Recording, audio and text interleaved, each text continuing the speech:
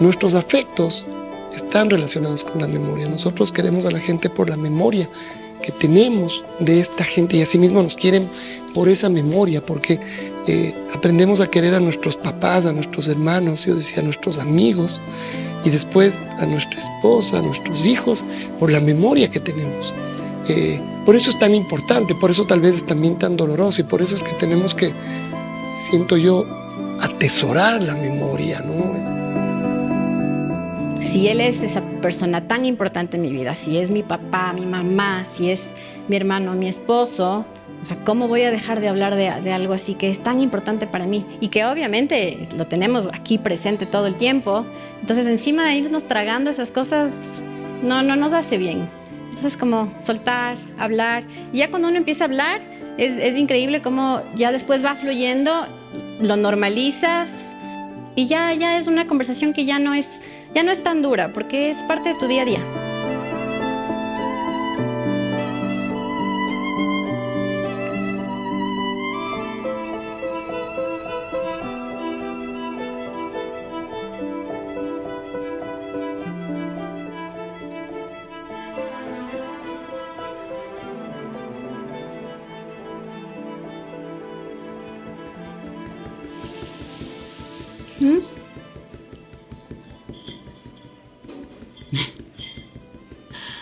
Me llama la atención.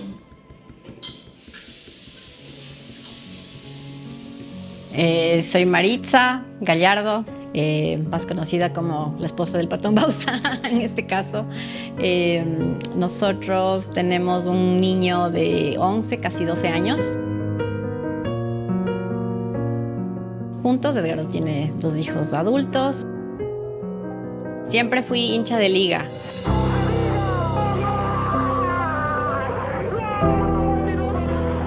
No sé ni por qué, pero siempre fui hincha de Liga. Es un premio al esfuerzo que hicieron todos los jugadores. Se lo merecen, que goce la gente, realmente fue un año duro, pero terminamos bien. Salí a un centro comercial a hacer unas gestiones y Edgardo estaba también haciendo unas gestiones en el mismo lugar.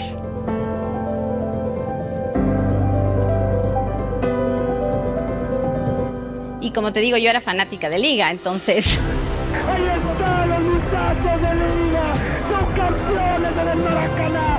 ¡Más grande que... Lo vi y fue como, ajá, tú eres el técnico de Liga, que no sé qué. Con este equipazo de la U que acaba de darnos la mayor alegría para que los chicos... Una foto. Yo le abordé. Nos tomamos la foto y fue así como empezó. Y claro, yo dije, bueno, soy fanática de Liga y me gusta el fútbol, pero ¿de qué más voy a hablar con esta persona? O sea, no sé cómo me va a ir en este café.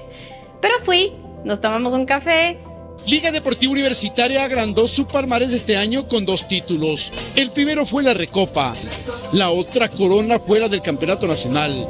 Con este éxito, Liga acumuló 10 trofeos nacionales y dio su primera vuelta olímpica en Guayaquil. Pero siempre tuvimos mucho de qué conversar. Que ese país ahí pequeño, que está al norte de Sudamérica, tiene jugadores de primera, pero no solo jugadores, tiene ecuatorianos de sangre, de talento.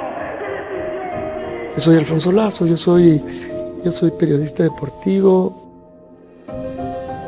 Torneo de la Copa Ecuador en señal abierta, así que podremos una vez más, así como en el Mundial, como el año pasado. Y ahí está Juan Pablo Reyes, ¡cortando golazo!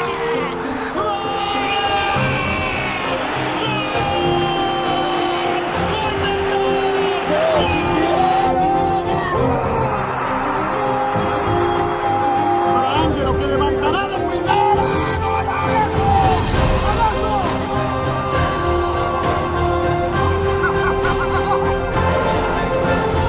Liga Deportiva Universitaria en la cancha de la U y recibir. Se va a tomar la pelota con derecha.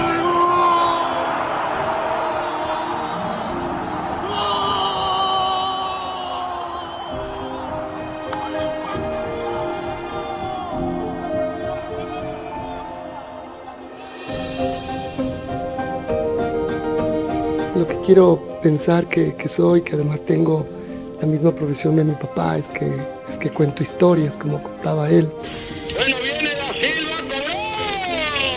¡La pelota! ¡Y Barcelona a la final de la Copa Libertadores! Yo creo que mi papá reflejaba en el trabajo que hacía, en las transmisiones, en sus relatos, lo que él era en el día a día. Era un hombre apasionado.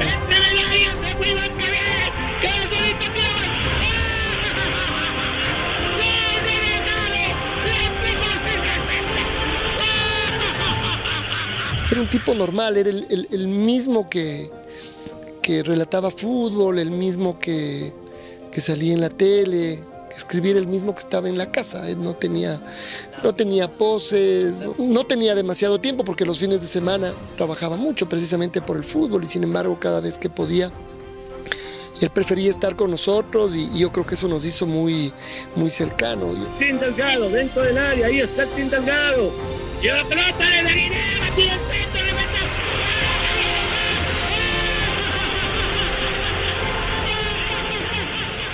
Un hombre que quería mucho a la gente que estaba al lado, es decir, era muy cercano a su familia, pero quería mucho a Quito y después quería mucho al Ecuador.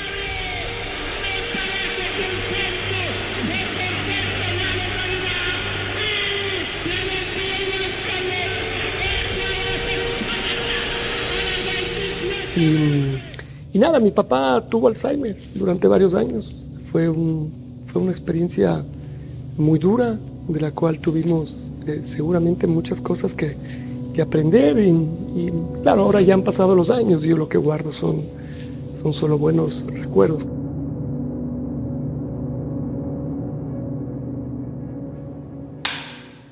Yo soy Danitza Cimera, yo soy médico geriatra y yo estudié geriatría en España. Luego ya vine acá hace unos 10 años y bueno, esto es lo que hago de mi vida. Y bueno, esa es un poquito mi historia. Cuéntenme un poco de ustedes. Una de las cosas que Maritza tal vez sabe es que seguramente estas historias nos juntan en el camino de la vida a través de Edgardo, pero siempre siento que no es solo él, sino es porque no viene solo, ¿no? Edgardo es una familia, como era mi papá con nosotros.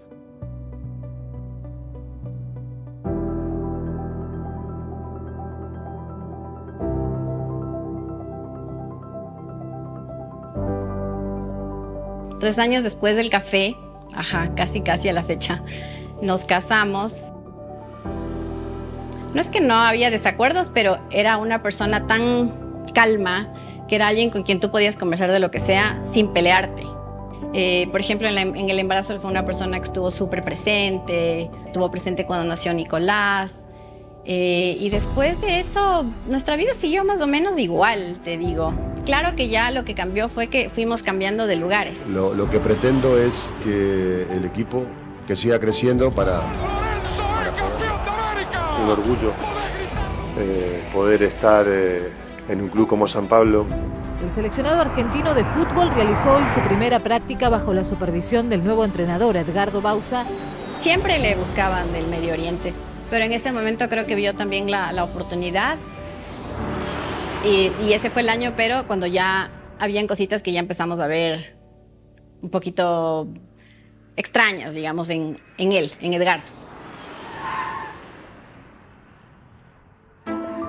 Es un poco esto, es como siempre crees que te está pasando algo que ya te pasaba antes. O sea, que mi papá se olvide de cosas, nos pasa a nosotros ahora. Nos olvidamos de algo, uy, cierto que... Entonces es como, siempre se olvida. Y no le das mucha bola. Pero, y es justo, tiene que ver además con el fútbol, y hubo un hecho que nos puso a todos ya no alertas, sino que ya no nos avisó, nos señaló que algo pasaba. Todos estos temas fueron cambiando, pero el momento más doloroso y más angustioso, me parece a mí, fue el del Mundial de Alemania.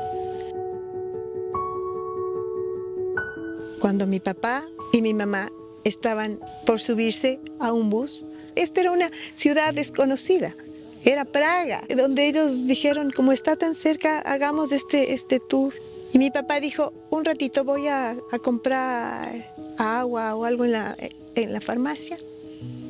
Y mi mamá se quedó esperando en el bus y no llegó. Y desapareció.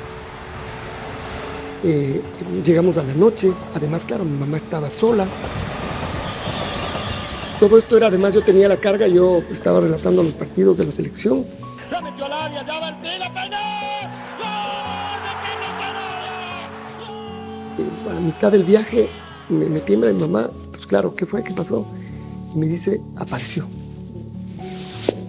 Entonces, ¿qué ha pasado? Y lo que mi papá contaba es que él de repente no supo qué estaba haciendo ahí. Es decir, es como que, ¡pum! ¿Yo qué hago aquí? Lo que nunca pudimos saber bien es cómo fueron el tema de las horas, cuánto tiempo él pasó en la ciudad, cuánto tiempo él pasó extraviado. Supongo que ahí volvió a tener algo de lucidez y él se acordó que estaban más o menos por dónde, en este hotel y en la plaza donde habían paseado con mi mamá. Mi mamá le encontró sentado en un banco en la plaza. Tampoco sabíamos a qué horas llegó, si estuvo ahí la noche, la madrugada. O sea, regresó y le encontró a mi mamá.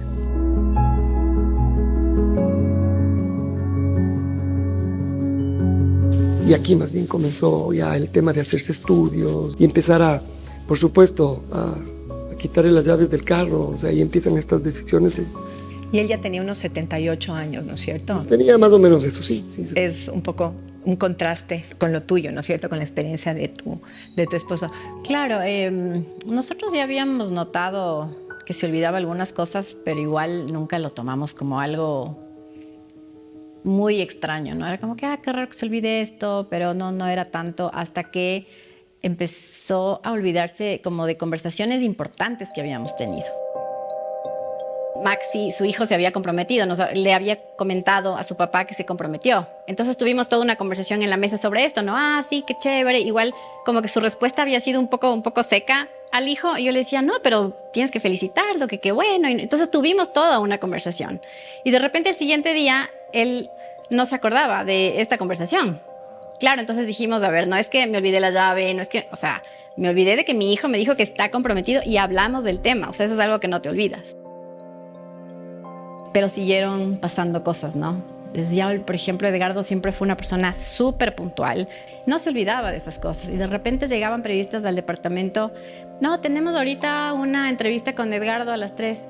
No, qué bueno. Sí, ya, ahora voy. Y después, es que no encontró el carro. ¿Dónde dejé el carro? Entonces yo desesperada porque no llegaba. Estaba el periodista esperando. Pero todo era como... Claro, eran ya cambios de actitudes, cambios de personalidad. Sí. Era no solo el tema de la memoria, sino como que dejaba de ser él.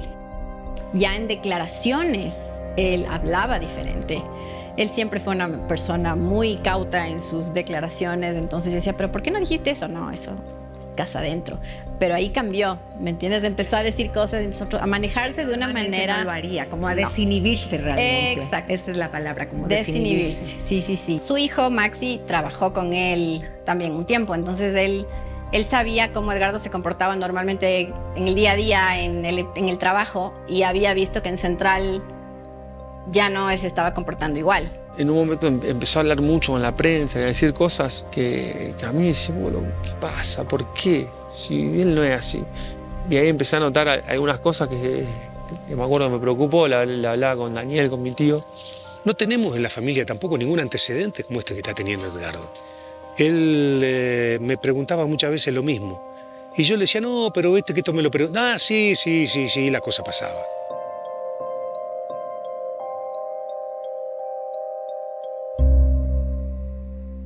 Y nosotros lo atribuimos al estrés. Dijimos, esto ya le causó un estrés crítico y él necesita bajarle y descansar. Pero como no nos iba a hacer caso a nosotros, habíamos decidido con el hermano que vaya a un médico en Argentina y que le hagan un chequeo, y de hecho ahí le dijeron que era estrés. Él no estaba complicado, de hecho, con Edgardo va para Argentina, la gente de Central lo convence para que sea técnico y salió campeón con Rosario Central. Pero él ya tenía algún problema. Y siguió trabajando a 1000. Lo que pasa es que también hay una realidad. A mí me decía mi sobrino y el cuerpo técnico que cuando entraba a la cancha se transformaba, o cuando estaba delante del plantel se transformaba. Y en verdad, hasta que nos dimos cuenta nosotros, pasó como, no sé, 1 o 2 años, en donde su comportamiento comenzó a ser diferente. Por ejemplo, llegaban las Navidades y no me llamaba. Entonces para mí fue terrible porque decía, ya está, mi papá no me quiere, ¿me entendés? Era hasta que después siguió un poquito avanzando y ya empezamos a sospechar. Sí me preocupaba bastante, pero no era tanto como su salud. O sea, un poco quizás de su salud mental podría ser. O empiezas a pensar como, bueno, tal vez no está muy contento con nosotros, tal vez se arrepintió de tener un hijo, tal vez ya no quería casarse. Claro, empiezas a tomarlo personal. Y de hecho yo me sentaba con él y le decía, o sea, ok, pero si ya no me quieres, dime, porque está bien, o sea, preferible hablemos, porque yo me siento mal, a veces estás así y... No, pero ustedes son mi vida, yo les amo, ustedes son mi cable a tierra. Ah, ok, pero es que a veces estás un poco raro.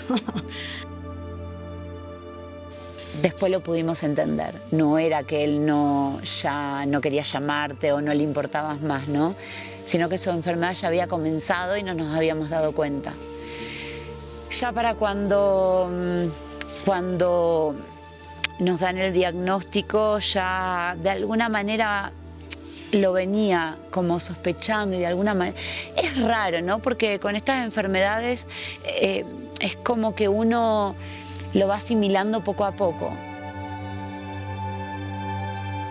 Logré hacer una cita con un médico en Buenos Aires, nos atendieron todo un equipo, el neurólogo, el neuropsiquiatra, el neuropsicólogo, no sé cómo se llama. Bueno, era todo un equipo, le hicieron un montón de estudios y ahí el médico nos comentó que bueno, que estas cosas no son como un examen de sangre donde te dicen tienes esto, sino que el tiempo es parte del diagnóstico. Es parte del diagnóstico. Entonces, pero igual, al salir de esa reunión, el doctor nos agarró a un lado y nos dijo, pero a mí me parece que es como alguna demencia.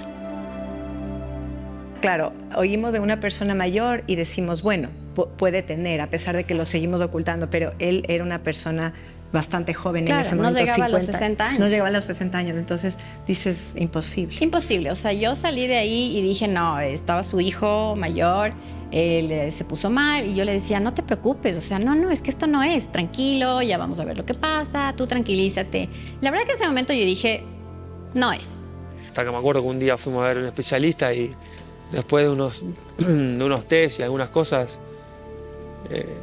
nada, no me olvido más. En ese momento estábamos con Marisa, con Daniel, con todos. El doctor me llama, Facundo, y me dice, mira, yo creo que es esto. Y si bien uno sospechaba ciertas cosas, cuando te lo dicen es como... Puf. Claro, Maxi sale súper mal, pero en mi cabeza en ese momento yo decía, es imposible. O sea, Edgardo, ¿qué tenía? Ni 60 años, creo.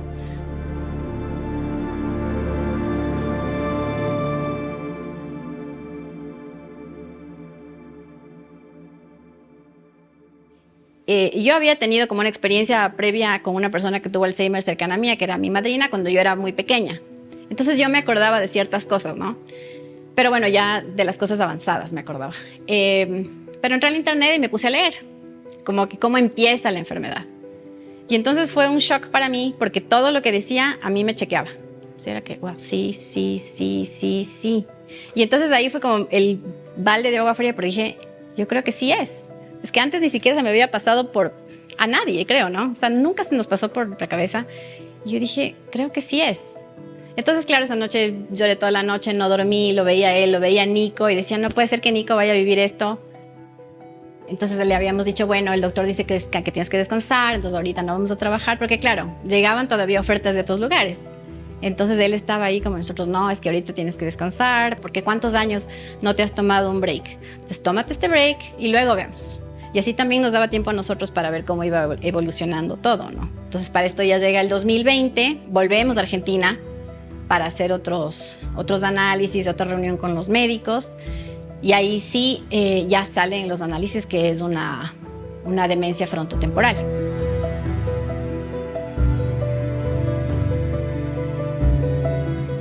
Que nosotros, de hecho, yo nunca había escuchado sobre demencia frontotemporal. Entonces, bueno, nos hablan un poco de la enfermedad. Y Y una pregunta para los médicos era, bueno, pero es como que él no se da cuenta. Y yo preguntaba, a ver, si yo me siento con él y le cuento que él tiene esto, que va a ser una noticia devastadora para él, y a los pocos minutos o al siguiente día él se va a olvidar, ¿para qué le voy a dar yo ese dolor? O sea, no tenía sentido. Y bueno, el médico estuvo de acuerdo. Ajá. Entonces dijo, sí, no es necesario que le digan.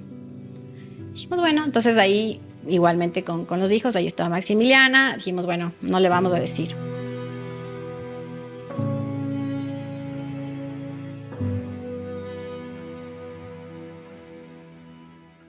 Y bueno, ¿cómo lo tomaron como familia? Ya ustedes, tu mami, que era su cuidadora principal, ¿no es cierto? Que ahí vivía, ustedes hijos, los nietos. Ella fue la que más, yo creo que no voy a poder decir a quién le afectó más, porque seguramente cada uno de nosotros podrá contar su propio drama, su propio golpe. Cada hermano tiene una percepción diferente de sus padres. Y entonces ella decía que cada uno yo entendía que cada uno tenemos un padre diferente, una madre diferente. Lo que sí está claro es que mi mamá fue la que más aguantó hasta el último día de mi papá. Lo primero que intenta es hacer que es un como contrasentido. Él entienda lo que le está pasando, ¿no es cierto? Creo que eso es lo más difícil. Claro. Tienes que cambiar tu rutina, porque ahora sí ya sabemos que te estás exponiendo. Por eso yo decía lo de Maritza, el patón, además, o sea, ya con algunos síntomas y fue campeón en Argentina, o sea, seguía siendo director técnico de élite. Mi papá ya estaba terminando su carrera, pero el patón no, pues el patón, si yo le veía en la calle me acercaba y le quería entrevistar o me quería tomar una foto, le quería saludar, o sea, lo que sea.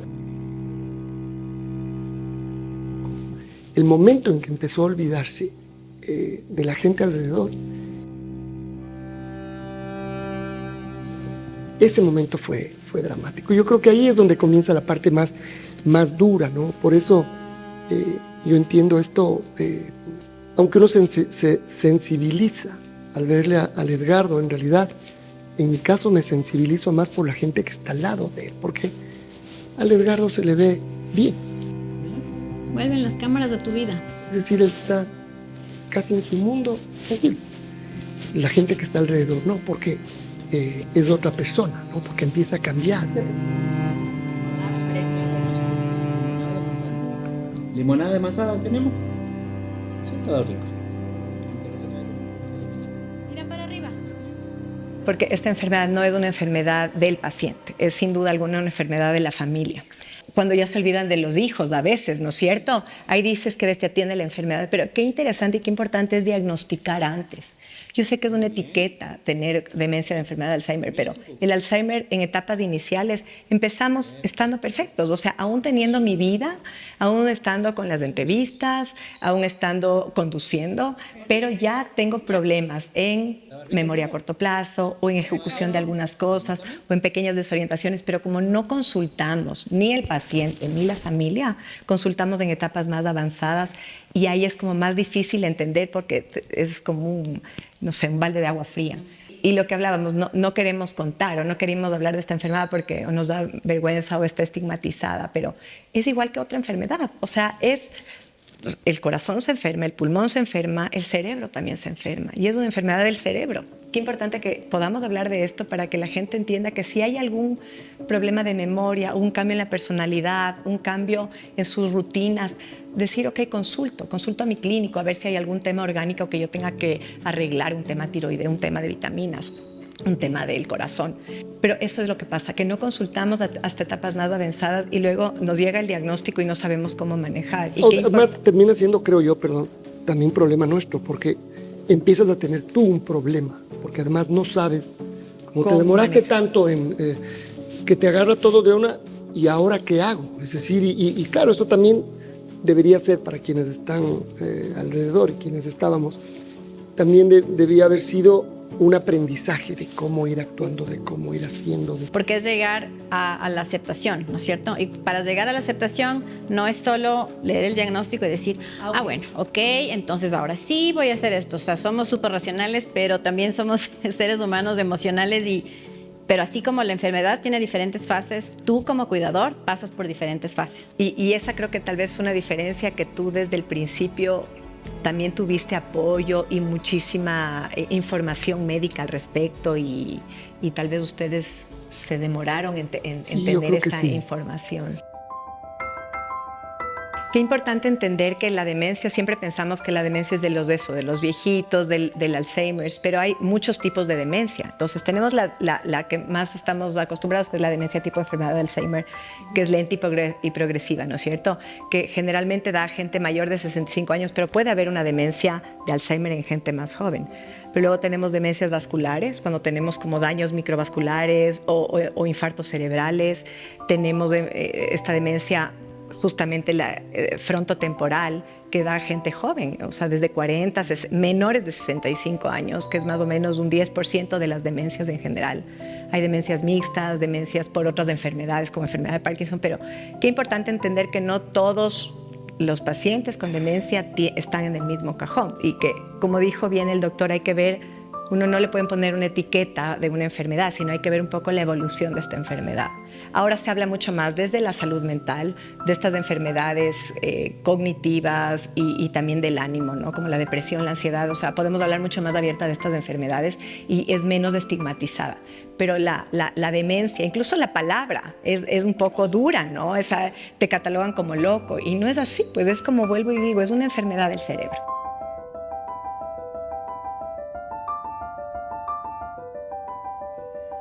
Por un lado es la nostalgia, ¿no? Justo veníamos hablando de un montón de cosas que vivimos juntos, y la nostalgia de estar acá y... Ay, es que voy a llorar.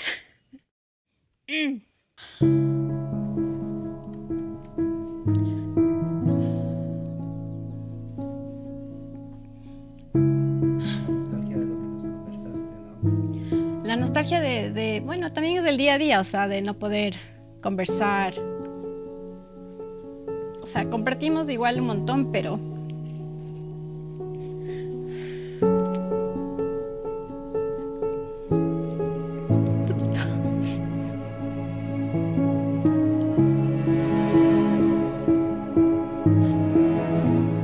A eso le llamo yo el clic del siguiente día. Y ya lo miré y dije, muchas cosas van a cambiar. Pero en ese momento solo pensé, ok, pero igual estamos contigo, todo está bien. Y nada, solo me acuerdo que lo vi a Edgardo en la mesa y le tomé de la mano así como diciéndole, todo va a estar bien. Él no sabía nada, a él no se lo habíamos dicho. Le dije, bueno, si es así, o sea, todo va a estar bien.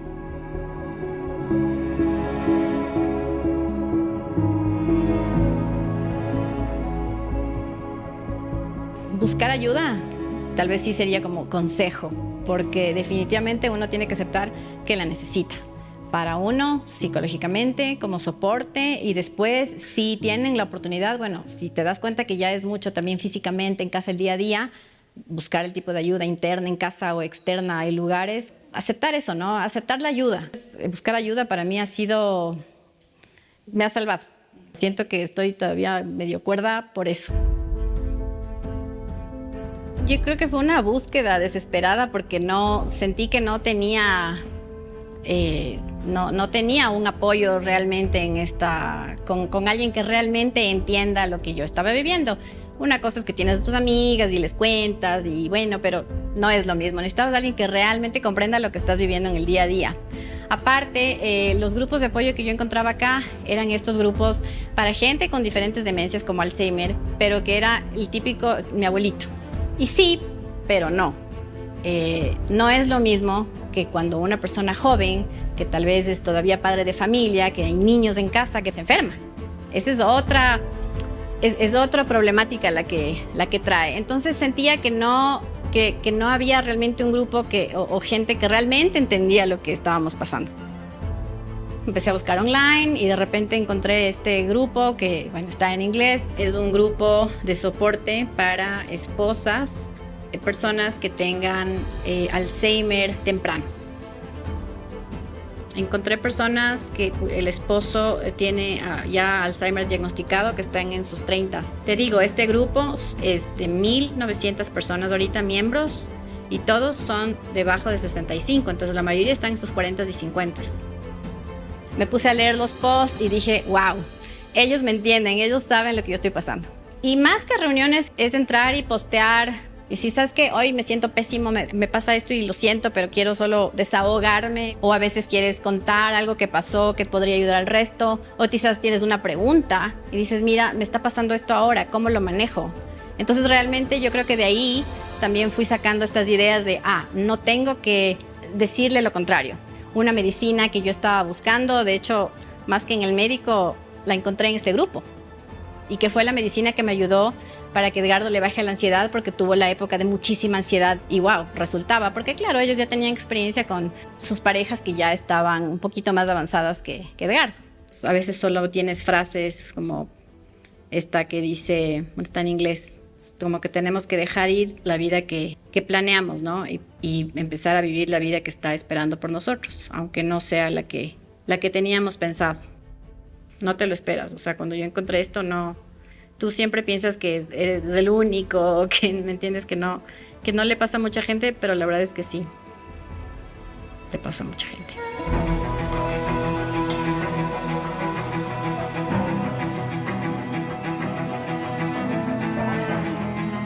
Creo que lo veo como es, ¿no? Es una enfermedad, y es una enfermedad, sea la que sea cáncer, sea algo más grave o menos, puede pasar a cualquiera de nosotros. Y ninguno de nosotros tiene la culpa de que nos pase porque nadie lo buscó. Normalmente no lo ocultas, normalmente se lo cuentas de la familia. ¿Por qué esta enfermedad no? Es verdad que hay un estigma, es una especie de tabú, tal vez porque es algo del cerebro, entonces como que lo mezclan un poco con las enfermedades mentales, que todavía hay un estigma al respecto. Yo había pensado que en ese momento ya era tiempo de hablar un poco con el Nico. Acción. Sobre la enfermedad del papá, porque él a veces tenía preguntas de que ¿y por qué el papi esto? ¿Y por qué el papi a veces no me contesta? ¿O por qué el papi? Pero ya habían cambios que para el Nico mismo eran extraños. Aparte, con Edgardo mismo siempre fuimos así, muy de hablar frontalmente de las cosas. Entonces, ¿por qué no voy a hablar con mi hijo frontalmente de algo tan importante? Nicolás Baus.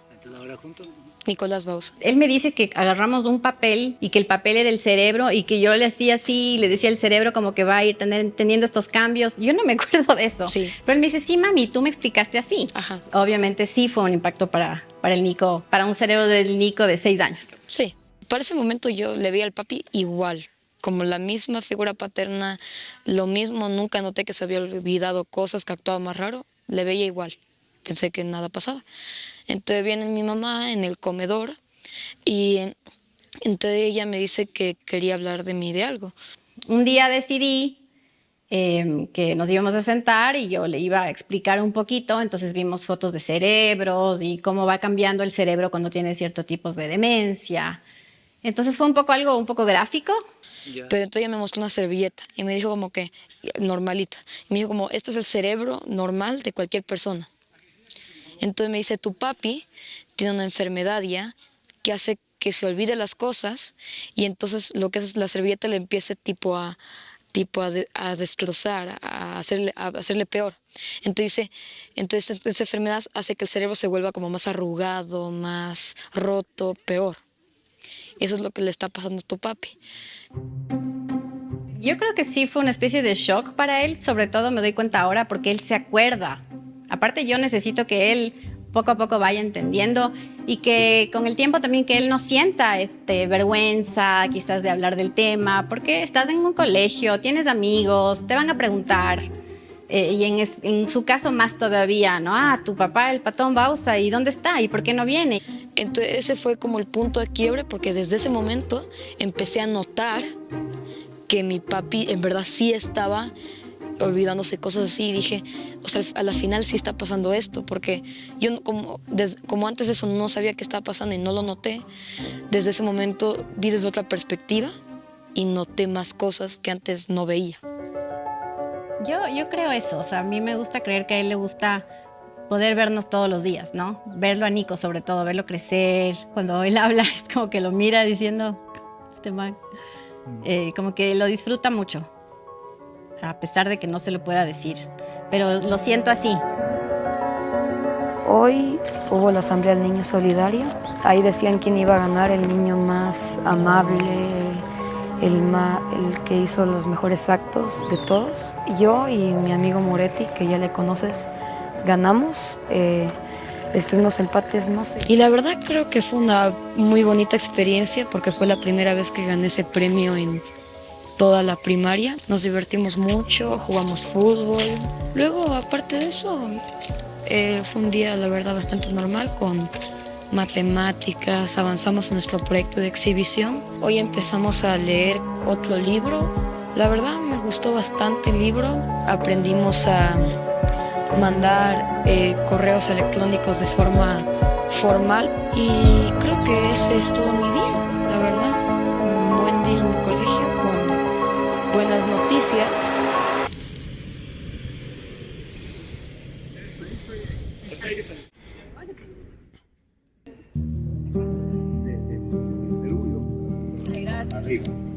Decidimos con los hijos y con el hermano el hacerlo público. Hubo un comunicado que salió de Edgardo diciendo que él se retiraba del fútbol porque tenía problemas de salud. No creo que habló directamente de qué enfermedad era, pero que había problemas de salud y era una especie de despedida de su carrera, formal. Y el momento de que también nosotros nos sintamos libres de hablarlo. O sea, yo se los había contado a amigos míos. Yo les decía, qué hermoso, me encantaría llevarlo a Edgardo al estadio y que la gente lo ovacione. Qué hermoso sería, pero ¿cómo lo hago? O sea, ¿cómo lo logro? Y la verdad es que no, como quedaba así en una idea vaga. Hasta que de repente llega esto de la Noche Blanca en enero de este año y me llama el presidente de Liga. Me dice, Maritza, vamos a hacer esto con las leyendas, con los jugadores. ¿Será que Edgardo puede ir? Por un lado dije, de una sí, porque yo ya lo había soñado un poco. Pero por otro lado también había un poco la duda de si será buena idea o no, que él esté ahí, hay tanta gente, sacarlo de su rutina. Pero al final hablamos con la gente de Liga, lo organizaron súper bien, me dijeron, no hay ningún problema, como ustedes quieren que sea, así nos vamos a organizar. ¿Por qué vas a esconder a una persona que tiene una enfermedad? Y más bien deberíamos educar a las personas sobre qué es esta enfermedad, porque la gente no sabe, no solamente no sabe cómo manejarse contigo como cuidador, pero no sabe cómo manejarse con la persona enferma. ¡Atención! Queridos amigos, obviamente la noche anterior no dormí, no sabía si había tomado la decisión correcta o no, porque al final eran miles de personas en un estadio, ¿no? le damos la bienvenida al grande, a nuestro querido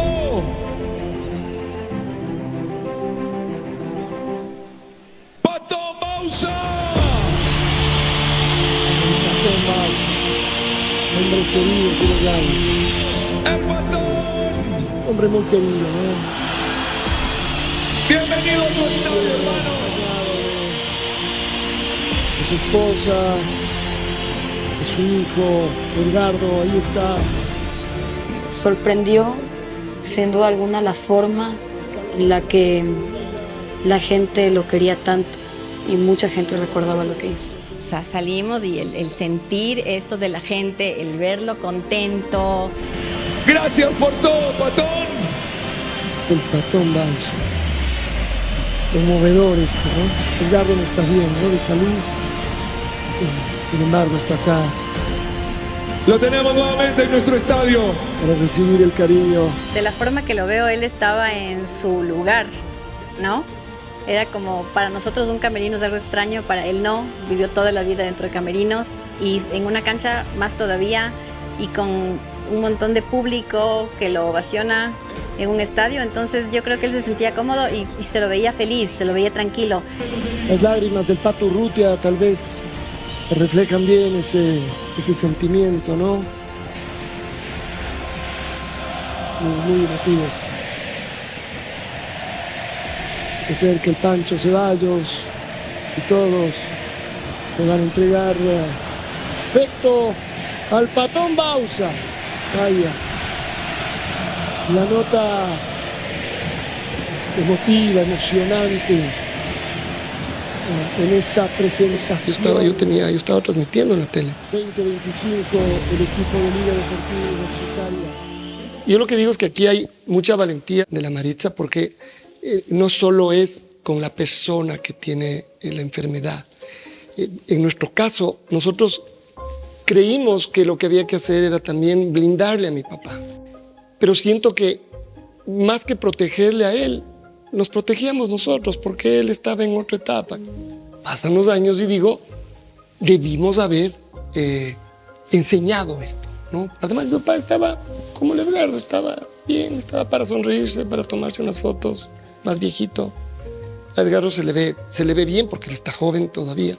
He escuchado varias veces el relato de sus muchachos, de los que eran sus jugadores, y a ellos, por ejemplo, esto les debe haber sido un remesón tremendo de verle por primera vez.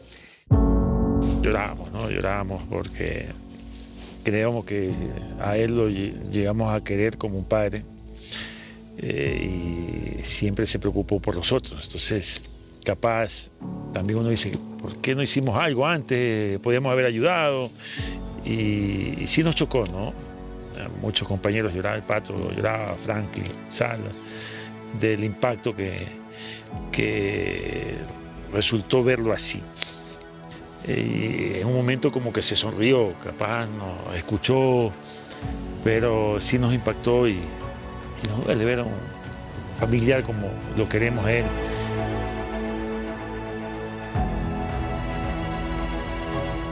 Yo cuando le vi salir en la cancha de la liga fue realmente conmocionante.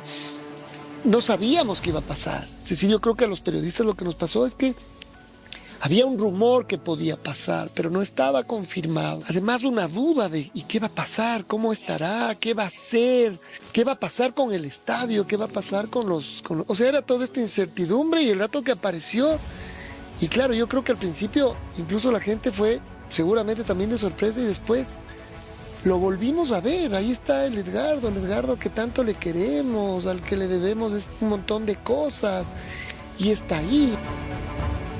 Es lo lindo de ver el cariño de la gente, pero claro que es triste, obvio que es triste. Más que nada nosotros teníamos el recuerdo de él bien, verlo bien, y cuando entró fue como fuerte, sí. Y yo creo que por eso también, porque lo veíamos nosotros que era como un líder para nosotros, nos enseñó mucho el respeto porque yo con él compartía mucho más que con ellos quizás. Pero siempre para trabajar, él era entrenador y nosotros éramos los jugadores, y él nos decía, hay que hacer esto, listo, vamos. Y más, yo cuando me iba a Argentina, me llamaba, quizás nadie sabe, pero me llamaba y me decía, ¿dónde está tu familia? Está en el hotel acá. Bueno, andate a dormir con tus hijos. Me decía...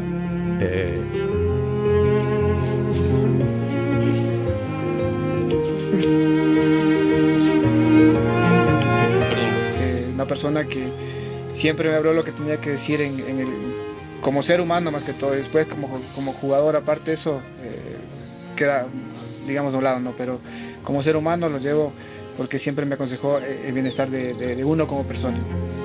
Eso te puedo decir. Yo creo que a todos nos hablaba como un papá. Nos guiaba muy bien sacándolo de fútbol, nos guiaba muy bien para la vida, hasta la vida. A su manera creo que lo entiende, a su manera creo que siente el cariño, el afecto. Y viste que yo creo que es un misterio, ¿no? Con estas enfermedades, bien lo que sucede en cada uno. Pero, por ejemplo, ahora cuando llegué a Quito, que estuve entrando, así me vio y vino y me dio un abrazo. Y eso no lo hace con un desconocido. Yo creo que una de las cosas que también nos pasaba con mi papá, por lo que vemos pasa con Edgardo, es que finalmente nos juntaba.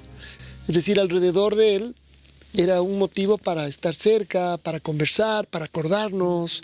Damián, Paul y José Francisco, seguramente que podrán contar un montón de historias alrededor de Edgardo, ¿no? Cosas que se conocen y otras cosas que no se conocen. Queremos ahorita todo el tras bastidores. Él no contaba. Todo se quedaba en el camerino, todo se quedaba en el camerino.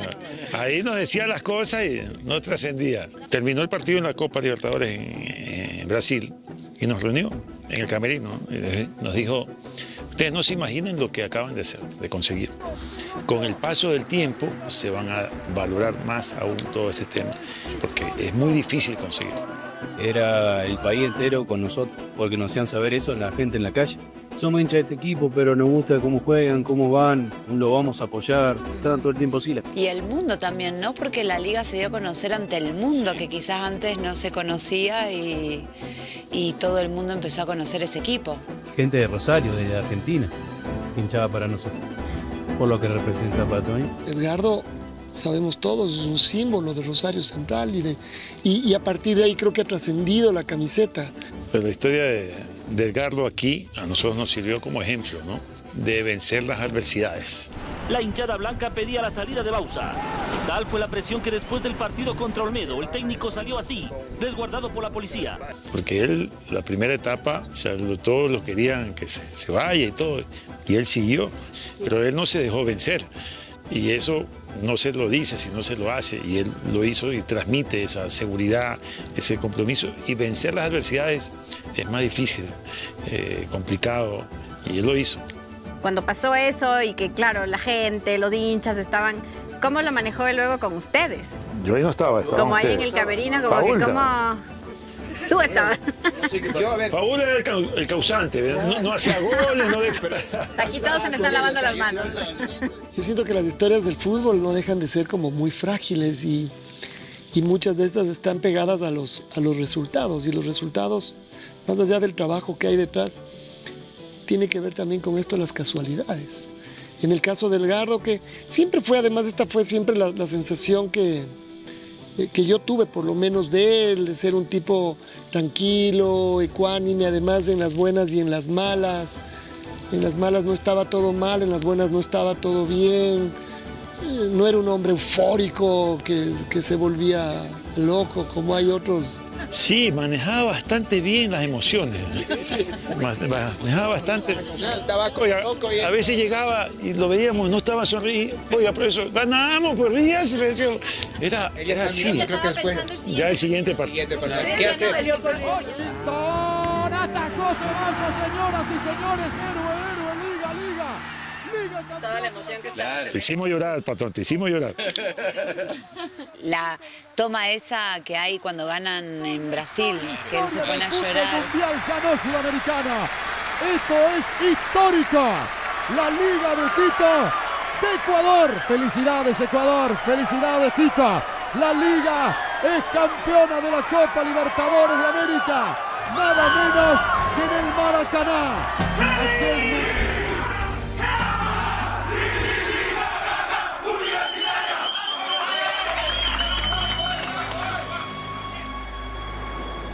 Y después le preguntamos a él, no sé si será verdad o no, pero le preguntamos, ¿y qué le dijiste cuando saludaste? ¿Cómo se llamaba el técnico del Manchester? Ferguson. ¿Qué le dijiste? Good team, ¿verdad? Como que él había pensado, ¿y si nosotros ganamos, qué le digo? Entonces le voy a decir good team. ¿Y qué pasa cuando ellos se despiden? Ferguson le dice good team. Ah, al final Ferguson se lo dijo. Entonces, como lo que él tenía preparado, al final se lo dijo el otro. Fue algo así. No es poca cosa que Ferguson.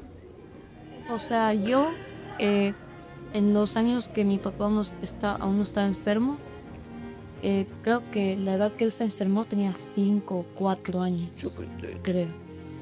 Pero del tiempo antes, como en ese momento no era tan consciente, no recuerdo tanto. Y eso me pone a veces un poco triste porque a veces escucho que les dan full consejos a la gente, full cosas, pero ya no viví lo mismo. Entonces, a veces escucho full cosas y digo como que wow, lo que ellos vieron de él no fue lo mismo que yo vi de él. Entonces, a veces es más difícil verlo de la misma manera, porque yo no viví lo mismo, al menos como yo lo recordé. Pues esto que les pasa a ustedes, que empiezan a acordarse y a conversar, finalmente es como Edgardo Bauza, como la excusa para hacerlo.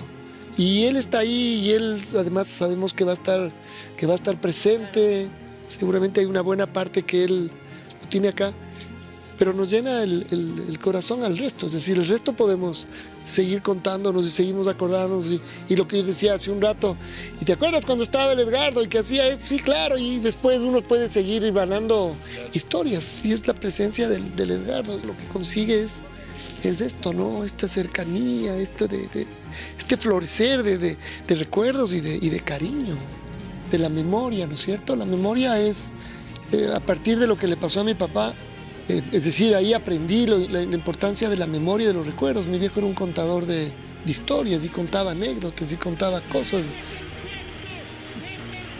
¿Y qué es lo que quedaba siempre? Eso, pues, los recuerdos, las vivencias.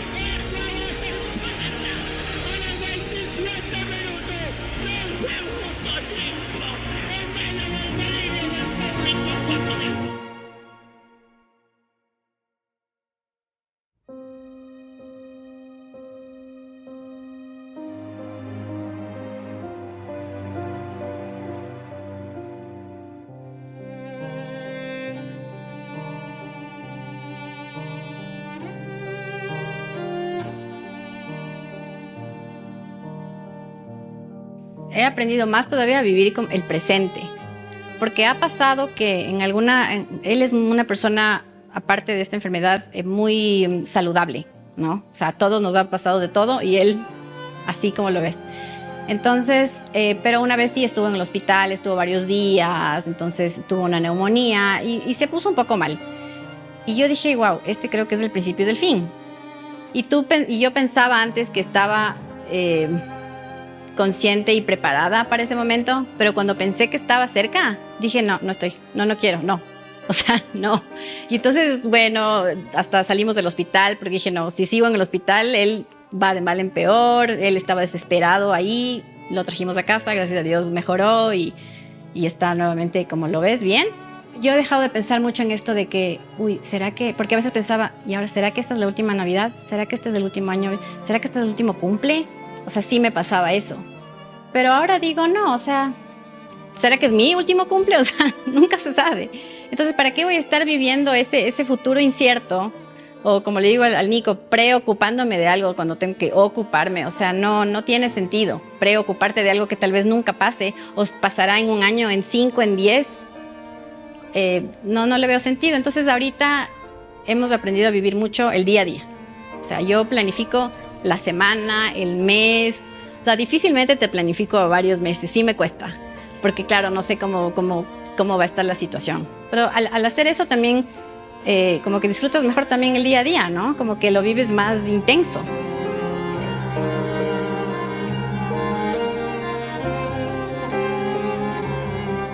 Gracias. Creo que todo se resume en eso, en gracias. Porque el saber que él está contenido y que está cuidado como está, porque es algo que me da terror. Llega a pensar, la cabeza uno y llega a pensar hasta las peores cosas. Seguramente todo lo que ellos han vivido juntos han hecho que hoy ella le devuelva el amor de esta manera, ¿no? Gracias por cuidarlo, por amarlo, por cuidarlo a Nico, que no quiere decir que cualquiera lo haría. Y la verdad, como lo está enfrentando, es sacarse el sombrero.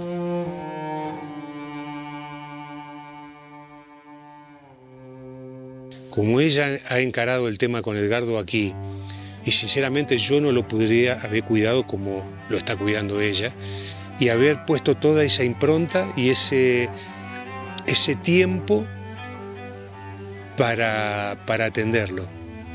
En el caso de la familia, yo creo que es fundamental el tema de atenderlos y hacerlos participar de las cosas comunes de la casa, de la mesa, de un montón de cosas, porque a pesar que en ellos no demuestren que entienden, yo creo que en el fondo algo hay. De nada, fueron laboralmente y familiarmente los años más felices. Vivimos con Patón, con su familia. Aparte, salía todo bien, era todo, o sea, vinimos a Liga, salió campeón de la Libertadores, fue a San Lorenzo, fue una amistad espectacular. Me quedo con la simpleza, con la mirada, con todo lo que nos enseñó y todo lo que crecimos juntos. Si algo he aprendido con todo esto, es que él siempre está feliz, está contento, se ríe, nunca hace un destrato, nunca tiene ningún problema. Parece mentira, su vida fue así.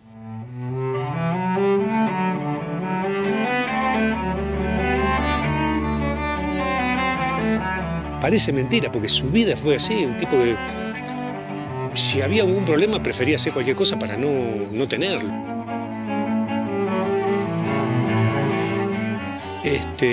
Y hoy está atravesando esto. Eso, una más. Eso. Acá, una más. Eso, ya. Una. Y pero una más. Vamos acá, no al camerino. No al camerino. Ahí. Ahora, si quieres llévatelo tú solito si quieres un ratito. Y lo sentamos más allá. Lo sentamos más allá, creo. Al medio puede ser. Ahí voy. Ya el hablarlo, ¿no? Ya el comunicarte con otra gente, ya el aceptarlo y empezar a hablar. Te da paz hablarlo esto con gente cercana. Te da paz, te puede dar pequeñas herramientas y también te puede ir como sanando ciertas pequeñas heridas que tengas y que tú no sabes. Esto es un tema que creo que hay que seguirlo, que hay que seguir hablando, que hay que aprovechar. Y es sanador hablarlo. Sí, de acuerdo, de acuerdo. Además de entender que hay muchas fases de la enfermedad, hay muchos momentos y que cada persona es única. O sea, no es que esta es la enfermedad que tengo. No, esta no es una enfermedad, esta es una persona que parte de esa persona es tener esta enfermedad. Entiendo que también es algo tan personal, porque cada paciente, cada persona lo va a vivir de una manera diferente. Hablábamos de la agresión. O sea, yo entiendo que en nuestro caso sí tenemos mucha suerte porque no hay problema de agresión. Entonces es muy llevadero. Edgardo es una persona muy pacífica. Pero cuando tuvo sus problemas de ansiedad y esto que los pasó, como te decía, lo que me aconsejaron a mí, no le des la contraria. No le digas, ¿de acuerdo? No se va a acordar. Entonces como que no forzar. Pero para eso uno primero tiene que estar en paz. Uno primero tiene que no forzarse a uno mismo. Uno tiene que aceptar y eso es un proceso que no creo que te lo puedes saltar. Tienes que vivir el proceso, es parte de. Tienes que sufrirlo, tienes que llorarlo, y porque es duro. Entonces hay que aceptar primero que es algo duro, hay que aceptar que no es que, bueno, pero todo va a estar bien y yo voy a seguir estos pasos y no pasa nada. No, sí pasa, o sea, es difícil en este caso que ver así a mi esposo, o ver que es el padre de mi hijo, ver que no pueden conversar, que no podemos tener ese tipo de relación, que mi hijo no puede tener esa relación con su papá, o sea, es durísimo. Solo que, claro, hay que tratar de no enfocarse y no colgarte de ese momento, ¿no? O sea, yo agarro cuando tengo esos momentos duros, o sea, me lloro un rato, porque trato de no frenarlo, o sea, como que, a ver, tengo que llorar, tengo que sufrirlo, tengo que decir, ¿por qué a mí? Listo, ya fue, y sigamos. Porque la vida sigue, porque la vida sigue, su vida sigue, ¿no? Entonces todavía lo tengo que cuidar, porque mi vida sigue, porque el Nico está creciendo, o sea, hay muchas cosas que siguen, no paran, porque te llega esto a la vida. Entonces, sufrirlo, pero vivirlo también, viendo también las cosas buenas que sí te van pasando en el camino. Las nuevas experiencias que te trae la vida por esto, o sea, ahorita estamos caminando y le digo, Edgardo, mira lo que estoy haciendo ahora. Por tu culpa, yo aquí, en estas.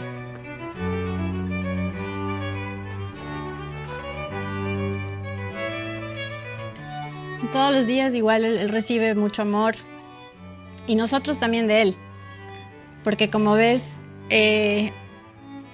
aunque a veces no haya palabras, pero se siente, o sea, el ver que él está tranquilo.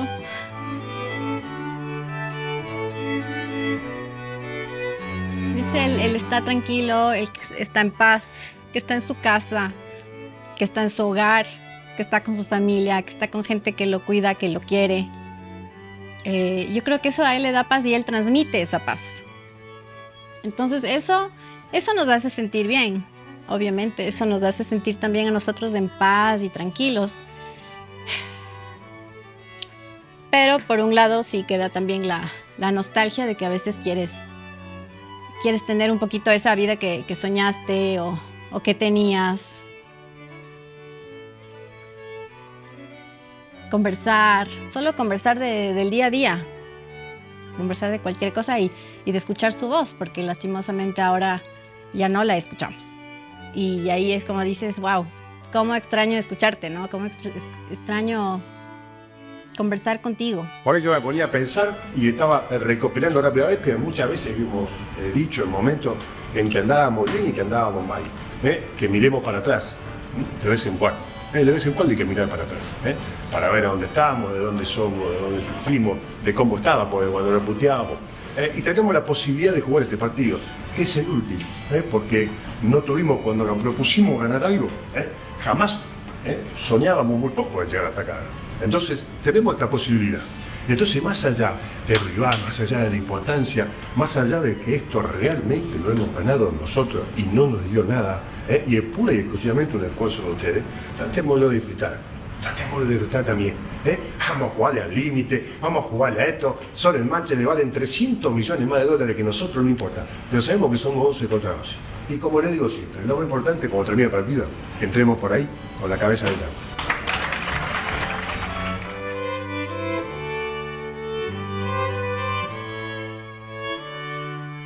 Años del cafecito en el Quicentro. Y mira dónde estamos ahora. En tu casa.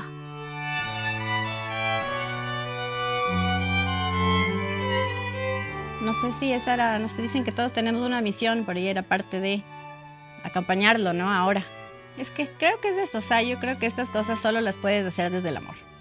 Tiene que ser desde el amor, porque si no, no veo cómo lo lograrías, ¿no? Sí, hay momentos duros, días un poquito más difíciles que otros. No días malos, días buenos y días menos buenos. Pero el amor es el que te da esa fuerza, en realidad. Parece medio cliché, pero es así. Es así.